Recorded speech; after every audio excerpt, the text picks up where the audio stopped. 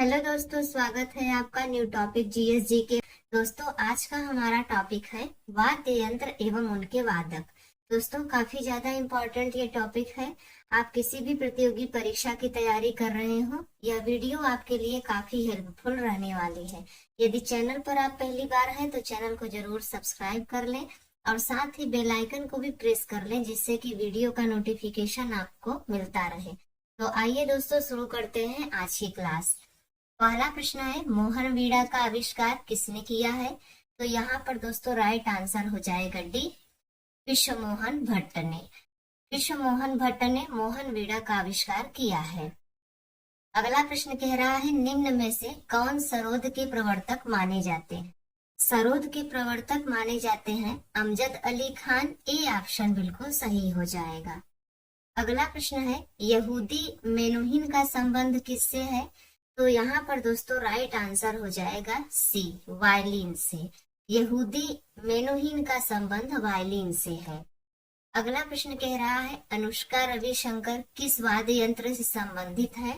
तो अनुष्का रविशंकर की बात करें तो ये सितार से संबंधित है। बी ऑप्शन बिल्कुल सही हो जाएगा। अगला प्रश्न है, पंडित रविशंकर को निम्नलिखित में से किस वाद्य यंत्र को बजाने में विशिष्टता प्राप्त है? यहाँ पर दोस्तों राइट आंसर हो जाएगा डी, सितार को। पंडित रविशंकर को सितार वाद्य यंत्र बजाने में विशिष्टता प्राप्त है। अगला प्रश्न कह रहा है, पंडित किशन महाराज किस वाद्य यंत्र के प्रमुख वादक हैं? तो यहाँ पर दोस्तों राइट आंसर हो जाएगा ए, तबला। पंडित किशन महाराज तबला वाद्य यंत्र के प्रमुख वादक हैं। इंपॉर्टेंट पॉइंट से हम समझते हैं, पंडित किशन महाराज 3 सितंबर 1923 से 4 मई 2008 तक एक भारतीय तबला वादक थे, जो हिंदुस्तानी शास्त्रीय संगीत के बनारस घराने से ताल्लुकात रखते थे। अगला प्रश्न कह रहा है, कुदऊ सिंह निम्नलिखित में से किस वाद्य यंत्र से संबंधित है? तो यहाँ पर दोस्तों राइट आंसर हो जाएगा सी, पखावज से। उदय सिंह पखावज वाद्य यंत्र से संबंधित है। अगला प्रश्न कह रहा है, वीवी सुब्रमण्यम कौन सा वाद्य यंत्र बजाते हैं? तो यहाँ पर दोस्तों राइट आंसर हो जाएगा डी, वायलिन। वीवी सुब्रमण्यम वायलिन वाद्य यंत्र बजाते हैं। अगला प्रश्न कह रहा है, जाकिर हुसैन कौन सा वाद्य यंत्र बजाते हैं? तो जाकिर हुसैन की बात करें तो ये तबला बजाते हैं। डी ऑप्शन बिल्कुल सही हो जाएगा। अगला प्रश्न कह रहा है, लतीफ खां का संबंध किस वाद्य यंत्र से है? तो लतीफ खां का संबंध सारंगी से है। ए ऑप्शन बिल्कुल सही हो जाएगा। अगला प्रश्न है, पालाघर रघु का संबंध किस वाद्य यंत्र से है? तो यहाँ पर दोस्तों राइट आंसर हो जाएगा सी, मृदंग से। पालाघर रघु का संबंध मृदंग से है। अगला प्रश्न कह रहा है, पन्नालाल घोष का संबंध किस वाद्य यंत्र से है? तो पन्नालाल घोष की बात करें तो इनका संबंध बांसुरी से है। बी ऑप्शन बिल्कुल सही हो जाएगा। अगला प्रश्न कह रहा है, गोविंद स्वामी पिल्लई का संबंध किस वाद्य यंत्र से है?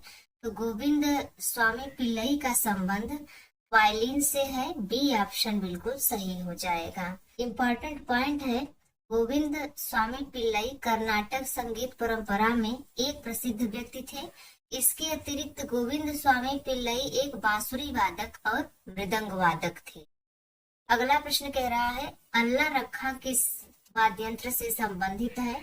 तो अल्लाह रखा की बात करें तो ये तबला से संबंधित है। ए ऑप्शन बिल्कुल सही हो जाएगा। अगला प्रश्न कह रहा है, वीजी जोग किस वाद्य यंत्र के लिए प्रसिद्ध है? तो वीजी जोग की बात करें तो ये वायलिन के लिए प्रसिद्ध है। बी ऑप्शन बिल्कुल सही हो जाएगा। अगला प्रश्न है, हरिप्रसाद चौरसिया ने किस क्षेत्र में प्रसिद्धि अर्जित की है? तो हरिप्रसाद चौरसिया की बात करें दोस्तों तो ये बांसुरी वादन में प्रसिद्धि को प्राप्त किया है। तो यहाँ पर आपका सी ऑप्शन राइट हो जाएगा। अगला प्रश्न कह रहा है, एस बालचंद्रन किस वाद्य यंत्र से संबंधित है? तो यहाँ पर दोस्तों राइट आंसर हो जाएगा डी, वीणा से। एस बालचंद्रन वीणा वाद्य यंत्र से संबंधित है। अगला प्रश्न कह रहा है, नीरू स्वामी पिल्लई संबंधित है। तो नीरू स्वामी पिल्लई की बात करें तो ये नादस्वरम से संबंधित है। सी ऑप्शन बिल्कुल सही हो जाएगा। अगला प्रश्न है विलायत खान किस वाद्य यंत्र से संबंधित है। तो विलायत खान की बात करें दोस्तों तो ये सितार से संबंधित है। बी ऑप्शन बिल्कुल राइट हो जाएगा। अगला प्रश्न है अमजद अली खान निम्नलिखित में से किस संगीत वाद्य यंत्र से संबंधित है। तो अमजद अली खान की बात करें तो ये सरोद से संबंधित है। बी ऑप्शन बिल्कुल सही हो जाएगा। अगला प्रश्न है उस्ताद बिस्मिल्लाह खान किस वाद्य यंत्र को बजाते थे। उस्ताद बिस्मिल्लाह खान की बात करें तो ये शहनाई बजाते थे। सी ऑप्शन बिल्कुल सही हो जाएगा। अगला प्रश्न कह रहा है मुगल सम्राट अकबर किस वाद्य यंत्र को बहुत ही कुशलता से बजाया करता था। तो यहाँ पर दोस्तों राइट आंसर हो जाएगा डी नक्कारा। मुगल सम्राट अकबर नक्कारा वाद्य यंत्र को बहुत ही कुशलता से बजाता था। अगला प्रश्न है निम्नलिखित में कौन मुगल शासक वीणा वादन के लिए प्रसिद्ध था। तो यहाँ पर दोस्तों राइट आंसर हो जाएगा सी औरंगजेब। औरंगजेब मुगल शासक जो था वो वीणा वादन के लिए प्रसिद्ध था। अगला प्रश्न कह रहा है संगीत यंत्र सितार का आविष्कार किसने किया था। तो संगीत यंत्र सितार का आविष्कार रामदास ने किया था। बी ऑप्शन बिल्कुल सही हो जाएगा। अगला प्रश्न है निम्नलिखित में कौन सा वाद्य यंत्र बिना तार का है। तो यहाँ पर दोस्तों राइट आंसर हो जाएगा सी ट्रम्पेट, क्योंकि गिटार में भी तार होता है, सितार में भी तार होता है और वायलिन में भी होता है, लेकिन ये ट्रम्पेट है जिसमें कि तार नहीं है। अगला प्रश्न कह रहा है सबसे प्राचीन वाद्य यंत्र कौन सा है। तो यहाँ पर दोस्तों राइट आंसर हो जाएगा डी वीणा। सबसे प्राचीन वाद्य यंत्र वीणा है। अगला प्रश्न है निम्न में से कौन सा सुशिर वाद्य यंत्र है। तो सुशिर वाद्य यंत्र है बांसुरी। बी ऑप्शन बिल्कुल सही हो जाएगा। थोड़ा सा मैं आपको डिटेल में समझाना चाहूंगी सुशिर का मतलब क्या होता है। सुशिर का मतलब होता है फूंक कर बजाए जाने वाले वाद्य। दूसरे अर्थ की बात करें तो सुशिर का अर्थ होता है सुराख, जैसे शहनाई हो गई या फिर ये बांसुरी हो गई, तो इसे फूंक कर बजाया जाता है, तो इसे सुशिर वाद्य यंत्र कहा जाता है। अगला प्रश्न कह रहा है इस ग्रैमी पुरस्कार विजेता संगीतज्ञ ने गिटार में और नए तार जोड़कर उसके बदले हुए रूप का नाम मोहन वीणा रखा है। यहाँ पर दोस्तों राइट आंसर हो जाएगा बी विश्व मोहन भट्ट। विश्व मोहन भट्ट ग्रैमी पुरस्कार विजेता संगीतज्ञ ने गिटार में और नए तार जोड़कर उसके बदले हुए रूप का नाम मोहन वीणा रखा है। अगला प्रश्न कह रहा है किस वाद्य यंत्र को पद्मश्री से लेकर भारत रत्न तक के सभी राष्ट्रीय सम्मानों से अलंकृत किया जा चुका है। तो यहाँ पर दोस्तों राइट आंसर हो जाएगा सी बिस्मिल्लाह खान को। बिस्मिल्लाह खान को पद्मश्री से लेकर भारत रत्न तक के सभी राष्ट्रीय सम्मानों से अलंकृत किया जा चुका है। अगला प्रश्न है निम्नलिखित में से कौन सा युग्म समूह सत्य नहीं है, यही आपको बताना है। तो यहाँ पर दोस्तों अगर हम देखें तो आपका राइट आंसर हो जाएगा सी। बिस्मिल्लाह खान का संबंध तबला से न होकर इनका संबंध शहनाई से है, तो आपका यही राइट आंसर हो जाएगा। और बाकी शिव कुमार शर्मा का संबंध संतूर से है, हरि प्रसाद चौरसिया का संबंध बांसुरी से है और पंडित रवि शंकर का संबंध सितार से है, लेकिन बिस्मिल्लाह खान का संबंध तबला से नहीं है, इनका शहनाई से संबंध है। अगला प्रश्न कह रहा है निम्न में से कौन एक सरोद वादक नहीं है। तो यहाँ पर दोस्तों राइट आंसर हो जाएगा ए अली अकबर खान। अली अकबर खान एक सरोद वादक नहीं है।